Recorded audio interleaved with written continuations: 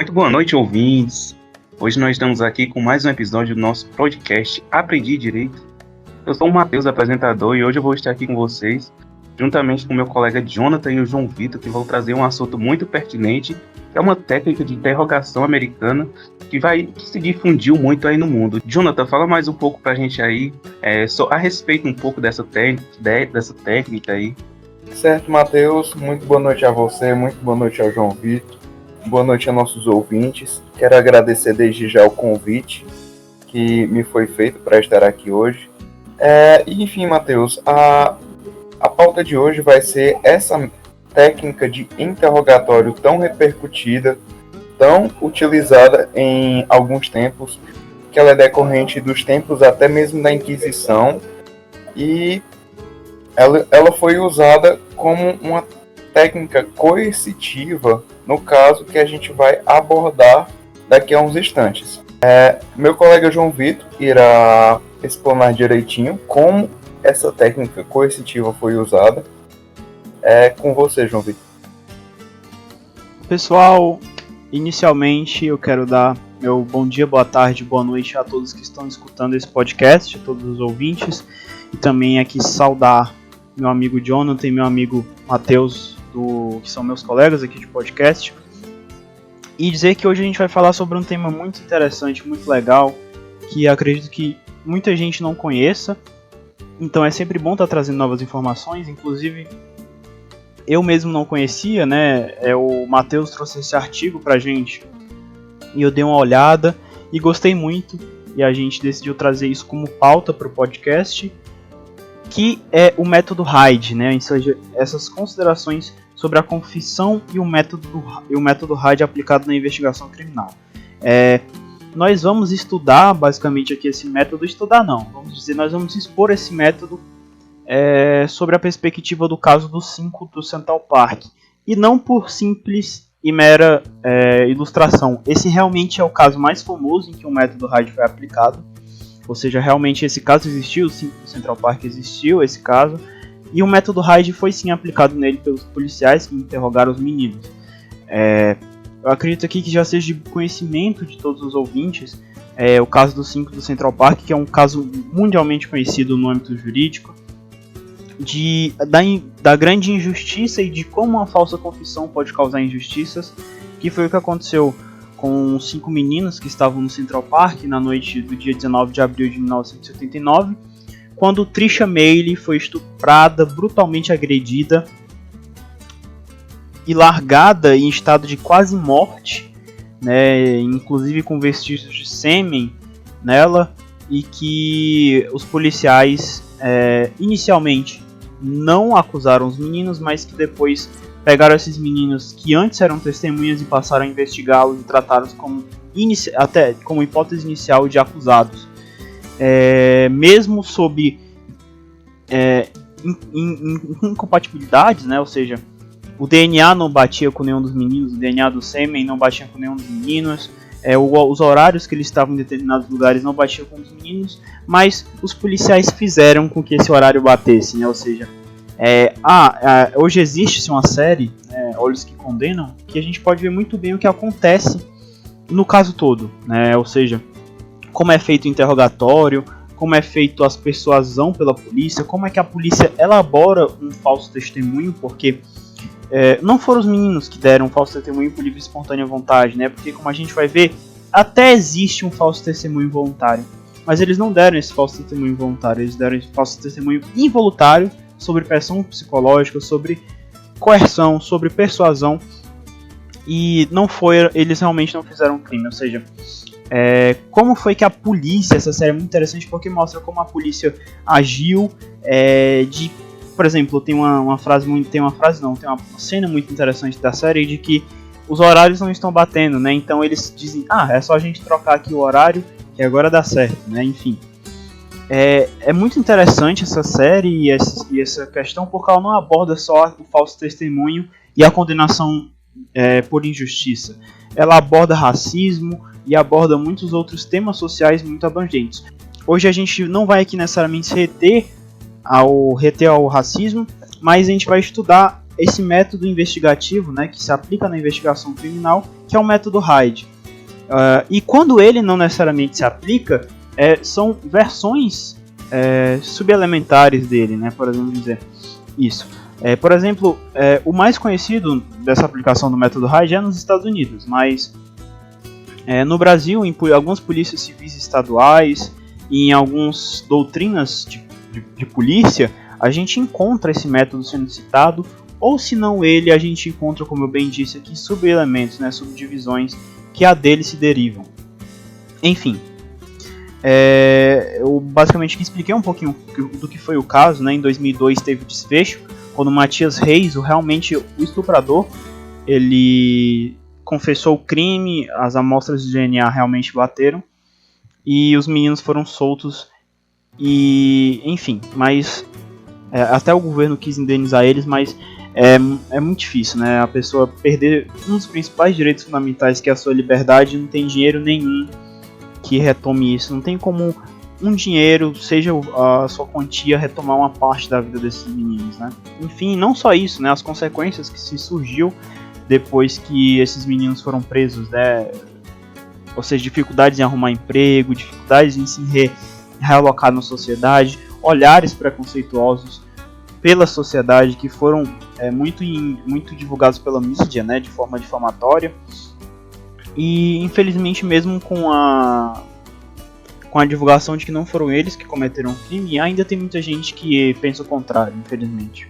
Mas passando ao método Hyde, na verdade, antes de passar esse método, eu gostaria também de falar o porquê que a confissão ela é tão importante, né? O porquê que a confissão é considerada a rainha das provas na investigação criminal.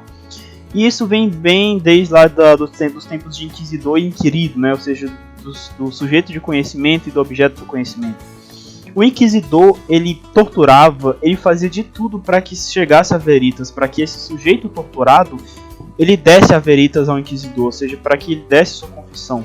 E muitas das vezes essa confissão, o sujeito não tinha, o sujeito que estava sendo torturado não tinha essa confissão para dar e dava falso testemunho, ou seja, isso é uma coisa muito, muito antiga. E, ou seja, ele dava falso testemunho para parar essa tortura e acabava que ele era acusado e preso. Ou naquela época ainda eram mais duras as penas, então ele poderia até ser morto, né? Mas sempre teve e sempre tinha, né, anteriormente na história, esse elemento de imediatividade.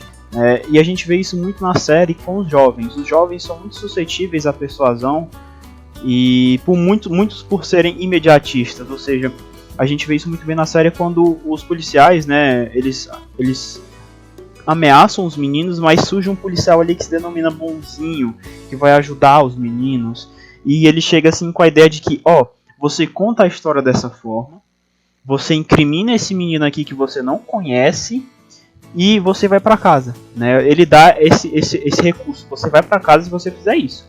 E pro jovem isso é alarmante, meu Deus, eu vou pra casa, eu só preciso fazer isso. Ele não pensa em outra coisa e faz aquilo, né? Principalmente os menos informados. E isso acaba por ser um grande problema, e não é de agora, como a gente pode ver, né? Enfim, dito isso, né, de que essa confissão é algo antigo e é entendível que seja realmente importante, e até hoje essa confissão é a rainha das provas, porque ela, além de reduzir bastante tempo da investigação criminal e do trabalho dos investigadores, facilita o caso e deixa sem dúvidas. Ou na teoria era para se deixar sem dúvidas, quando na verdade surgem esses falsos testemunhos e surgem-se injustiças, né? Isso para o direito é muito cruel.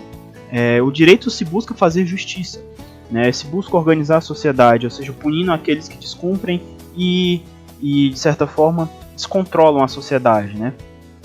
E quando você pune um criminoso não, quando você pune um cidadão de bem comum, um cidadão de bem, que tem tudo certinho, você pune ele por um crime que ele não cometeu, seja por sua cor, seja por sua condição monetária, seja por N coisas, isso é uma grande injustiça e fere muito, muito, muito direito, né? Fere principalmente os direitos fundamentais. Enfim, passando-se agora para a explicação do método Hyde, para o podcast não se alongar tanto, esse método ele foi criado, né, e inicialmente nós podemos mencionar, né, a sua primeira versão lá no manual de autoria do John Hyde, né, por isso que leva o seu nome, John Hyde, o método Hyde, e do Fred Imbaugh em 1942. Esses ambos, eles estavam em Chicago, né, eles eram de Chicago, só que o John Hyde, ele era um investigador de sucesso na polícia, já o Fred Imbaugh, ele era um diretor do laboratório de detenção de crimes científicos, além disso também era professor de uma escola de direito, né, de uma faculdade de direito. Esse método basicamente se baseia em três passos, vamos dizer assim. O primeiro deles seria a análise factual, né, seria uma análise factual. A segunda seria uma análise do comportamento, e essa análise do comportamento feita de uma forma de entrevista, né, por entrevista, sem elemento acusatório, como nós iremos ver, e ao final seria feito um interrogatório, né. Essa fase da análise factual seria basicamente a avaliação de todos os aspectos do crime e do possível criminoso, e sendo realizado dessa forma inferências dedutivas a fim de localizar os possíveis autores do crime. Já a análise comportamental, o segundo passo, vamos dizer assim, esse passo a passo, essa análise comportamental consistiria na realização de entrevistas de estrutura não acusatória, como eu bem disse, mas que durariam ali cerca de 30 a 40 minutos, de roteiro livre e com a finalidade de elucidar alguns pontos investigativos e informações comportamentais sobre o indivíduo, sobre o sujeito acusado. E por último, mas não menos importante para esse método, seria o interrogatório, né, que seria pautado por diversos questionamentos, em que já se presume que o inquirido ele é realmente um suspeito fortíssimo, através da persuasão, da pressão e do monólogo, vai fazer com que esse sujeito tire a sua não vontade de confessar o crime e confesse de uma hora ou outra. Ou seja, uma hora ele vai acabar cedendo por essa pressão, por essa coerção, e vai acabar confessando e chegando na tão famosa veritas, né, que seria uma verdade absoluta do crime. Esse método é amplamente aplicado no caso dos meninos, porque, como nós vamos ver na série Olhos que Condenam, que pode ilustrar pra gente, os meninos eles não tinham envolvimento nenhum com o crime, e eles são persuadidos, como eu já bem disse, a um incriminar o outro. Eles nem sequer se conheciam, né? Então a polícia cria uma narrativa hipotética, encaixa os meninos nela, e depois eles têm que fazer os meninos se auto-encaixarem nessa narrativa, né? Aí eles encaixam 4 e fica sobrando 1. E aí o menino que inclusive já é maior de idade nos Estados Unidos, né? Maior de idade no caso de poder ir, por exemplo, a prisões de adultos, ele pega e dá o último testemunho, né, a última confissão que incrimina a todos. E aí os meninos vão dizer: meu Deus, eu incriminei você, né, quando eles estão lá na cela, é uma cena muito chocante. Eu incriminei você, me desculpa, eu incriminei você, me desculpa. E eles vão ver que a polícia persuadiu cada um deles a acusar. Inclusive, é muito interessante que tem um momento, isso é bem chocante na verdade, em que um dos meninos, no caso, se eu não me engano foi o Kevin Richardson, que era um dos menores, ele, lá inclusive ainda no Central Park, na hora da abordagem, eles fugiram, né, dos policiais, por medo, né, isso é outro debate importante, mas enfim, eles fugiram dos policiais e o policial abordou o Kevin de uma forma brutal, né, tacando um capacete na cabeça dele, criando um corte. No momento da investigação criminal, do momento do interrogatório e da aplicação desse método, o policial usou aquilo contra o Kevin e usou aquilo para que os outros pudessem incriminar o Kevin. Ou seja, disseram que aquele ferimento que foi feito por policial tinha sido feito pela vítima e fizeram com que o Kevin se auto-encaixasse e os outros meninos encaixassem ele no crime. Confessassem que, sim, esse ferimento no rosto dele realmente foi feito pela vítima, né? Enfim, esse método Hyde é um assunto interessantíssimo. Como vocês podem ver, nós só expusemos hoje ele aqui. Nós não temos aqui a intenção de esgotar o assunto, nem de trazer tudo sobre o assunto. nós queremos expor para que vocês pesquisem mais, para que vocês tenham a ciência de que aconteceu isso nesse caso, de que aquele interrogatório, eu vejo muitas pessoas dizendo que é difícil assistir a cena, né? E realmente é difícil assistir. Você tem um mix de sentimentos quando você assiste aquilo. Para se ter uma ideia de que aquilo não é só naquele caso, é um método existente. Isso que é o mais chocante, é um método existente e que quando ele é aplicado de uma forma da forma que foi aplicado, com pessoas que não são realmente os criminosos, isso se dá em muitas confusões, principalmente quando essas pessoas, esses investigados são jovens, né? Porque os jovens são suscetíveis, como eu já bem disse, a serem persuadidos por N motivos. Desde já, eu gostaria de agradecer. Qualquer dúvida, qualquer questionamento, qualquer complemento que vocês tenham a fazer ao podcast, vocês podem entrar em contato conosco por meio do Twitter, por meio do Facebook e até por meio do WhatsApp. Nós, aqui do podcast, nós ficamos imensamente agradecidos com a presença e com a audiência de vocês.